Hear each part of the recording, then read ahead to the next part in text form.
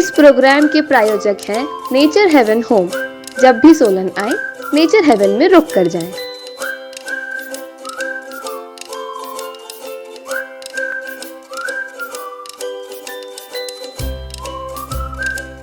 इस प्रोग्राम की सह प्रायोजक हैं स्काई सिक्योर। अपने वाहन में स्काई सिक्योर GPRS लगवाएं और चोरी की चिंता से मुक्ति पाएं।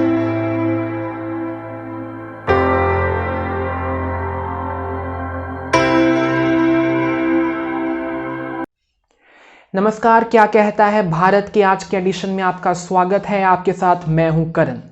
बहुत मशहूर लाइंस हैं, अगर मुजफ्फरनगर का ये GIC ग्राउंड भर जाए तो समझो सरकार गई। ये वो शब्द हैं जो दशकों से जो आंदोलनकारी हैं, जो किसान हैं, जो उस जगह के जिससे निकलने वाले आंदोलनकारी हैं वो इस्तेमाल कर रहे हैं और एक तरह से अपना संदेश सरकार तक पहुंचा रहे हैं कि अगर ये ग्राउंड भर गया तो समझो सरकार गई। अब वक्त वो चल रहा है जब किसान 9 महीने से दिल्ली की सीमाओं पर डटे हैं, मगर सरकार उनकी बातें नहीं सुन रही है। अब ऐसे में बीते दिनों किसानों ने एक महापंचायत का आयोजन किया मुजफ्फरनगर में। सर ही सर दिख रहे थे, लोगों को गिनती करते करते गिनती भूल जाए ऐसा माहौल था। इतने लोग कि कोई गिन ही नहीं पा रहा था। अब ऐसे में ये एक तरीका है सरकार के ऊपर दबाव बनाने का, सरकार की वोट पर चोट करने का। जो ये वोट पर चोट है ये बहुत अहम है किसी भी राजनीतिक पार्टी के लिए और देश की राजनीति में। जो वोट पर चोट है ना, वो किसी भी चीज को बदल सकती है। और किसानों ने जो केंद्र सरकार है उसका एक दुखती नब्ज है उसको पकड़ लिया है। हम आपको बताएंगे कि कैसे जो ये आंदोलन चल रहा है, जो ये जगहों जगहों पर महापंचायतें हो रही हैं, उसका आने वाले चुनावों पर क्या असर होगा। आने वाले वक्त में पंजाब में चुनाव है, उत्तराखंड में चुनाव है और सबसे अहम चुनाव उत्तर प्रदेश के चुनाव है, जिसके बारे में ये कहा जाता है कि जिसने उत्तर प्रदेश जीत लिया वो एक तरह से जो केंद्र की राजनीति है उसके लिए उसका जो रास्ता है वो साफ हो जाएगा। अब ऐसे में जब देश के मुख्तलिफ हिस्सों में किसान आंदोलन कर रहे हैं तो ये देखना बहुत अहम है कि इस आंदोलन का जो असर है वो देश की राजनीति पर और जो ये इलेक्शंस आने वाले हैं, जो ये चुनाव आने वाले हैं, इनके ऊपर क्या होगा। कुछ वक्त पहले की अगर बात करें तो किसान एक तरह से कह रहे थे कि हमारा किसी भी पॉलिटिकल पार्टी से कोई नाता नहीं है, हम न पक्ष की बात करते हैं न विपक्ष की बात करते हैं, हम बात करते हैं किसानों की, किसानों के सरोकार की, किसानों के मुद्दों की। मगर मौजूदा वक्त में किसान खुले तौर पर कह रहे हैं कि अब सरकार को अपनी जो गद्दी है, जो सरकार को अपनी कुर्सी है, उसे छोड़ना होगा। इसकी क्या वजह है? क्योंकि वो किसानों की बात नहीं सुन रहे, वो नौजवानों की बात नहीं सुन रहे, वो उन लोगों की बात नहीं सुन रहे जो इस वक्त कष्ट में हैं। जो ये किसान हैं अब ना सिर्फ किसानों की बात कर रहे हैं, अब ये बात कर रहे हैं देश की अर्थव्यवस्था की, अब ये बात कर रहे हैं देश के जो गिरते हुए सामाजिक स्तर है उसकी, बात कर रहे हैं ये देश में बढ़ते हुए ईंधन के दामों की, ये बात कर रहे हैं राजनीति की, ये बात कर रहे हैं नीति की। अब ऐसे में जो ये विषय हैं, ये चुनाव से जुड़े हैं, तो ये स्टडी करना, ये एग्जामिन करना, ये एनालाइज करना बहुत जरूरी है कि इस पूरे जो सिचुएशन है, जो ये पूरे सर्कमस्टेंसेस हैं, इनके आने वाले चुनावों पर क्या असर होने वाला है।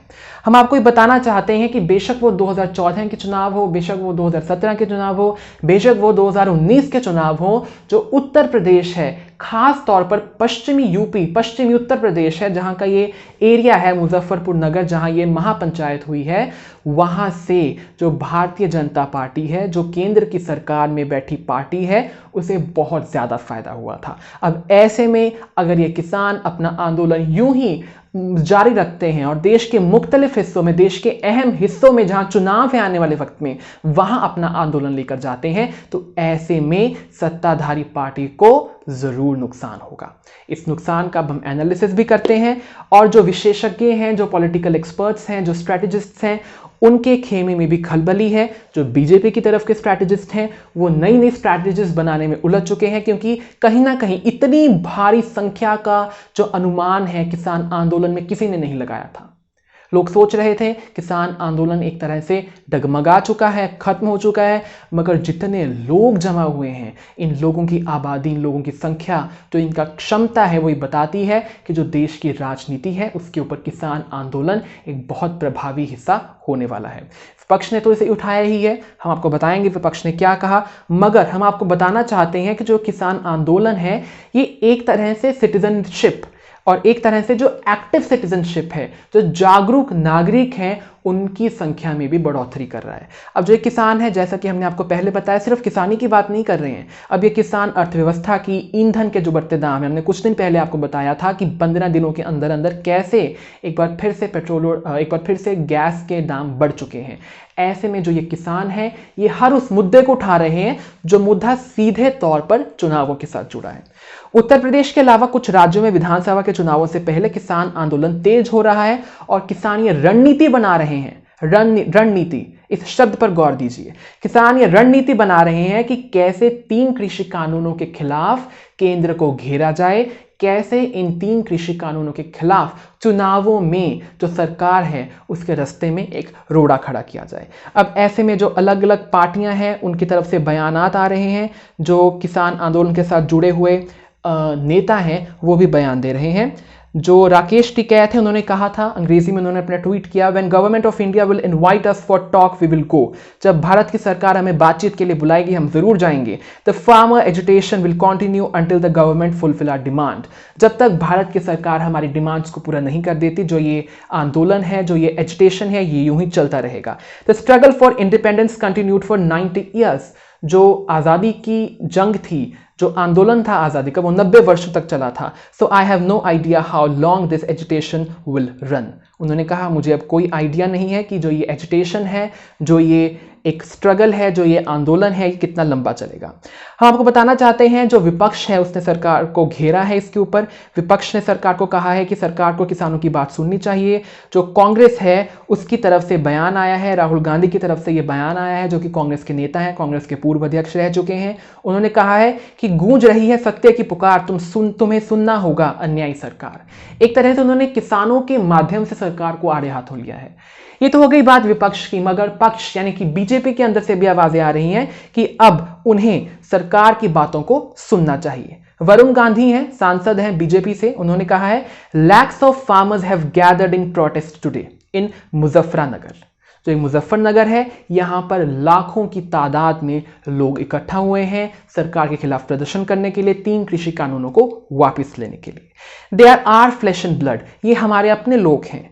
We need to start reengaging with them in respectful manner. हमें इनके साथ एक रिस्पेक्टफुल मैनर में एक बार फिर से बातचीत शुरू करने की जरूरत है।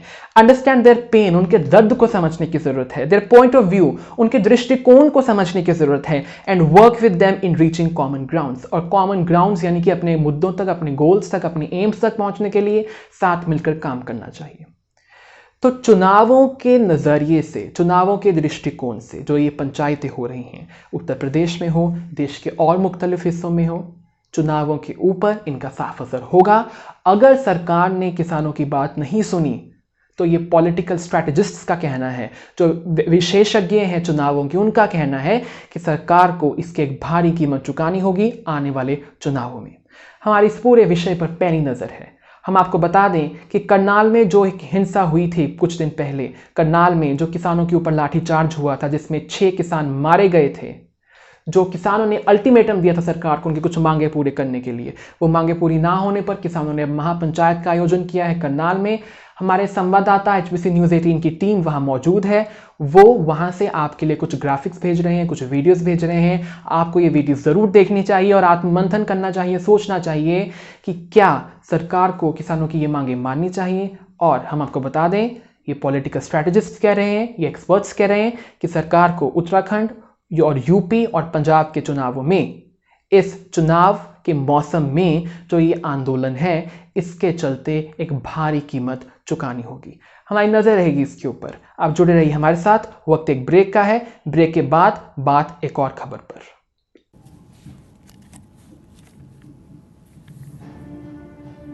माननीय मुख्यमंत्री श्री मनोहर लाल जी के नेतृत्व में निरंतर उन्नति की ओर अग्रसर हरियाणा, भारत का प्रभावशाली राज्य, जहां कृषि के साथ अवसर को चुनती है और औद्योगिक कार्यशीलता किसी निष्ठा से उभरा प्रगति का एक और कदम अपने प्रदेशवासियों के लिए रिटेल जगत में नए उद्यमी एवं सभी स्तरों पर रोजगार और कारोबार के अवसर उत्पन्न करने के उद्देश्य से हरियाणा सरकार ने Haryana agro industries corporation limited यानी HAICL के द्वारा हर हिट स्टोर्स का शुभारंभ किया है। ब्रेक के बाद आपका स्वागत है। आप देख रहे हैं क्या कहता है भारत, आपके साथ मैं हूं करण। अब अगली खबर है छत्तीसगढ़ से। आरोप है कि छत्तीसगढ़ के मुख्यमंत्री भूपेश बघेल के पिता नंद कुमार बघेल के हाल ही में एक बयान आया है। उत्तर प्रदेश में वो एक कार्यक्रम को संबोधित कर रहे थे, उसके ऊपर उनका एक कथित तौर पर बयान आया है जिसमें वो ब्राह्मणों को विदेशी बताकर उनका बहिष्कार करने के लिए लोगों को अपील करते हुए नजर आ रहे हैं। और इसी के ऊपर, इसी मामले को ध्यान में रखते हुए पुलिस ने उनके ऊपर एक FIR दर्ज कर दी है, जो कि शिकायत के ऊपर बेस थी जो ब्राह्मण समाज के लोगों ने की थी। अब पूरा मामला क्या है हम आपको बताते हैं। छत्तीसगढ़ की रायपुर पुलिस ने मुख्यमंत्री भूपेश बघेल के पिता नंद कुमार बघेल द्वारा ब्राह्मणों के खिलाफ जो कथित तौर पर एक आपत्तिजनक टिप्पणी की गई थी, उसके आरोपों में मामला दर्ज कर लिया है। पिता की टिप्पणी पर हुए विवाद के बाद मुख्यमंत्री बघेल ने कहा है कि वो इस तरह के बयान से बहुत दुखी हैं। उनका कहना है कि जो उनके पिता की तरफ से ये बयान आया है, इसके बाद वो बहुत दुखी हैं कि उनके पिता की तरफ से ऐसा बयान आया है। उन्होंने जोर देकर कहा है कि कोई भी सरकार में हो, बेशक सरकार के बाहर हो, वो कानून से ऊपर नहीं है। पुलिस अधिकारी का कहना है कि सर्व समाज की शिकायत, सर्व ब्राह्मण समाज की शिकायत पर DD थाना की पुलिस ने शनिवार देर रात नंद कुमार बघेल के खिलाफ एक FIR दर्ज की थी। अधिकारी ने यह भी बताया है कि नंद कुमार बघेल के खिलाफ जो ये FIR दर्ज की गई है, इसके अंदर IPC की धारा 153A और धारा 505(1)B के तहत जो ये मामला है ये दर्ज किया गया है। माने ये दो जो धाराएं हैं इनके ऊपर लगाई गई हैं और इन धाराओं के तहत उनके ऊपर जो मामला है वो दर्ज किया गया है। उन्होंने बताया कि शिकायत में संगठन के लोगों ने आरोप लगाया है कि हाल ही में मुख्यमंत्री के पिता ने ब्राह्मणों को विदेशी बताकर लोगों से यह अपील की है कि लोग उनका बहिष्कार करें। उन्होंने कथित तौर पर लोगों से ब्राह्मणों को गांव में न घुसने को भी कहा है। उन्होंने कहा है कि ब्राह्मणों को गांव में न घुसने दिया जाए। उन्होंने इस चीज का आह्वान भी किया है। अधिकारी ने शिकायत के हवाले से बताया कि नंद कुमार बघेल ने कथित तौर पर लोगों से ब्राह्मणों को देश से निकालने की भी अपील की है। ये अपने आप में एक बहुत स्ट्रॉन्ग बयान है, बहुत स्ट्रॉन्ग वक्तव्य है जो एक मुख्यमंत्री के पिता की तरफ से आ रहा है। उन्होंने बताया कि मुख्यमंत्री के पिता इससे पहले भी भगवान राम के बारे में कथित तौर पर आपत्तिजनक टिप्पणी कर चुके हैं। हमको 30 तारीख को एक वीडियो आया था जिसमें नंद कुमार बघेल द्वारा ब्राह्मण समाज के बारे में अलग टिप्पणी कही गई थी। उनको विदेशी बताया गया था। उनको बोला गया कि इनको देश से बाहर कर देना चाहिए और उन्होंने जनप्रतिनिधियों, सरपंचों से भी अनुरोध किया कि इनको गाँव में घुसने न दिया जाए। भारत का संविधान कहता है कि जो भारतीय है वो भारत में रहने का अधिकार रखता है, पर जिस प्रकार से नंद कुमार बघेल का बयान रहा वो समाज को खंडित करने वाला रहा। उसके विरोध में हमारे दीनदयाल विप्र समाज पूरा एकत्रित हुए और दीनदयाल थाने में जाकर उनके खिलाफ FIR की मांग किए थे, जिसको संज्ञान में लेते हुए आज उनके खिलाफ में दीनदयाल थाने में FIR दर्ज की गई थे। सर्व ब्राह्मण समाज सुंदरनगर और अन्य जगह से एक शिकायत पत्र प्राप्त हुआ था कि नंद कुमार बघेल द्वारा ब्राह्मण समाज को विरुद्ध कुछ टीका टिप्पणी की गई है, जिसकी जांच उपरांत दिनांक 4/9/2021 को अपराध पंजीबद्ध कर विवेचना किया जा रहा है। जो ये टिप्पणियां होती हैं जो ऐसे लोगों की तरफ से आती हैं वो समाज के ऊपर एक इम्पैक्ट करती हैं, तो लोगों को बहुत सोच समझ कर बोलना चाहिए कि वो आखिर बोल क्या रहे हैं और उनके लफ्जों का, उनके शब्दों का लोगों के ऊपर, जो लोग उन्हें सुनते हैं उनके ऊपर क्या असर होने वाला है। इसके ऊपर जो चीफ मिनिस्टर हैं उनका बयान आया है। चीफ मिनिस्टर कहना है, एक पुत्र के रूप में मैं अपने पिताजी का सम्मान करता हूं। वो कहते हैं कि एक पुत्र के रूप में वो अपने पिता का सम्मान करते हैं, लेकिन एक मुख्यमंत्री के रूप में उनकी किसी भी ऐसी गलती को अनदेखा नहीं किया जा सकता जो सार्वजनिक व्यवस्था को बिगाड़ने वाली हो। उन्होंने कहा है बेशक वो एक चीफ मिनिस्टर के पिता है, मगर उस सूरत में भी ऐसे बयान को नजरअंदाज नहीं कर सकते जो सार्वजनिक व्यवस्था को बिगाड़ने वाला हो। उन्होंने आगे अपने ट्वीट में लिखा, हमारी सरकार में कोई भी कानून से ऊपर नहीं है, फिर वो चाहे मुख्यमंत्री का पिता ही क्यों ना हो। उन्होंने कहा बेशक मुख्यमंत्री का पिता हो, वो भी सरकार में हो, बेशक कोई सरकार में न हो, वो भी कानून से ऊपर नहीं है, कानून सबसे ऊपर है। अगर उन्होंने ऐसा कोई बयान दिया है तो उनके खिलाफ जो कार्यवाही है वो होगी। पिताजी के होने के नाते पूरा सम्मान, लेकिन मुख्यमंत्री के रूप में मेरी जिम्मेदारी है कि समाज में विभिन्न वर्ग के लोगों के बीच में समरसता, भाईचारे बना रहना चाहिए, लेकिन कानूनी कार्रवाई उनके खिलाफ होगी। हम इस कदम की तारीफ करते हैं कि उन्होंने इस तौर पर भाई भतीजावाद को आगे बढ़ावा नहीं दिया। मगर पॉइंट ये है, बात ये है कि जब कोई भी बोलता है, बेशक वो एक पब्लिक फिगर ना भी हो, बेशक लोगों ने ना भी सुनते हो, बेशक वो एक आम नागरिक ही क्यों ना हो, बहुत सोच समझ कर बोलना चाहिए, क्योंकि आपके शब्दों का असर किसी ना किसी पर ज़रूर पड़ता है।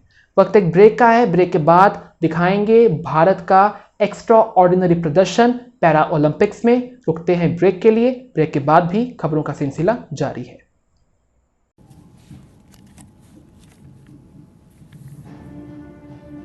माननीय मुख्यमंत्री श्री मनोहर लाल जी के नेतृत्व में निरंतर उन्नति की ओर अग्रसर हरियाणा, भारत का प्रभावशाली राज्य, जहां कृषि के साथ अवसर को चुनती है, औद्योगिक कार्यशीलता किसी निष्ठा से उभरा, प्रगति का एक और कदम अपने प्रदेशवासियों के लिए रिटेल जगत में नए उद्यमी एवं सभी स्तरों पर रोजगार और कारोबार के अवसर उत्पन्न करने के उद्देश्य से हरियाणा सरकार ने Haryana agro industries corporation limited यानी HAICL के द्वारा हर हिट स्टोर्स का शुभारंभ किया है।